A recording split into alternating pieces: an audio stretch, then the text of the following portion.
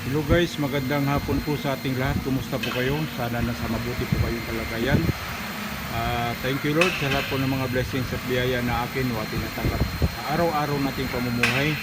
Ayan po ang trabaho natin ngayon guys. Ayan, tapos na po yan na welding. Baliktad na po, tapos na po yan. So nalinis na natin yan. So ang sunod namin gagawin ay ayun, si Mr. Bacolod at saka yung kapatid niya. Yun. Tag-isa kami ngayon na gagawin niya, ganyan yung ginagawa ni Mr. Bacolod ngayon. Ito naman yung sa akin. Ayan.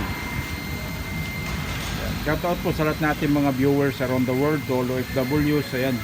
Yan po yung ating gagawin ngayon guys. Mag-welding tayo niyan. Ayan. Tapos yung isang frame doon tapos na rin. So dito na lang tayo nakapokus. So ang setup natin dito sa ganitong weldingan, dahil makapal yan, ay so yung speed wire natin yan, pwede natin siya ilagay sa 12, kaya 13, then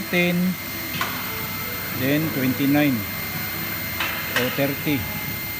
Yan, pwede yan 29 to 30, pero depende yan sa kamay mo, sa bilis ng kamay mo. Yan, o 29 natin, ito bawasan natin, lagay lang natin sa 0. Yan guys, maraming salamat muli sa lahat ng mga nag-share, nag-follow sa aking mga videos.